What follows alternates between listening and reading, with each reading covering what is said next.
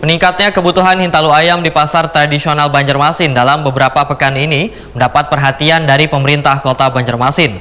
Melalui Dinas Perdagangan Wan Perindustrian terus memperkuat kerjasama dengan Kabupaten Blitar, Jawa Timur untuk menjaga kestabilan pasokan wan harga hintalu ayam di pasaran. Kerjasama antar daerah ini sudah berlangsung sejak tahun 2024, namun semakin digencarkan setelah diberlakukannya program makan bergizi gratis.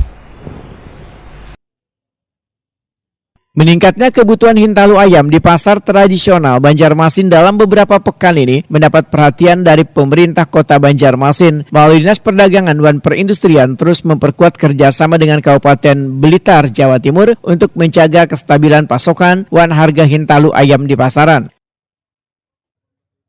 Kerjasama antar daerah ini sudah berlangsung sejak tahun 2024, namun semakin digencarkan setelah diberlakukannya program makan bergizi gratis. Program tersebut membuat permintaan hintalu ayam di pasar melonjak hampir 3 kali lipat karena hintalu menjadi salah satu bahan pangan utama dalam menu makan bergizi di sekolah-sekolah.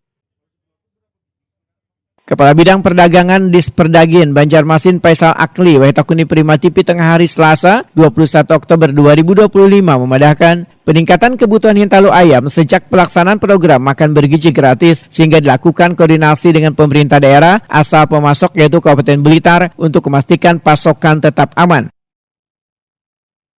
Selain dari Kabupaten Blitar, sebagian pasokan hintalu ayam juga didatangkan mantan Kabupaten Tanah Laut.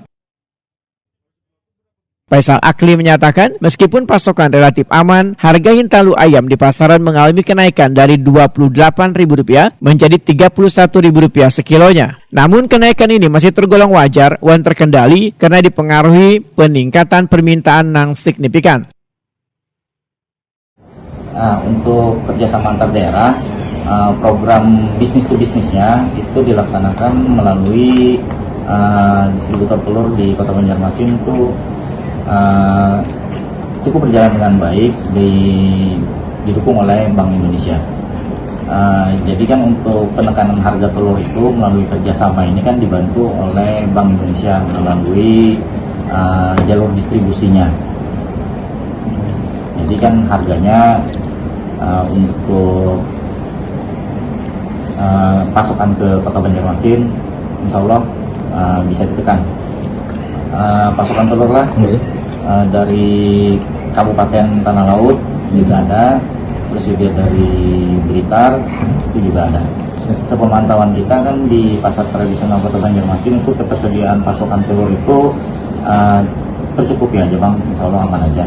Harganya memang naik karena ada permintaan melalui program MBG itu tadi, karena kan dalam bulan ini kan sudah mulai itu program MBG di sekolah-sekolahan.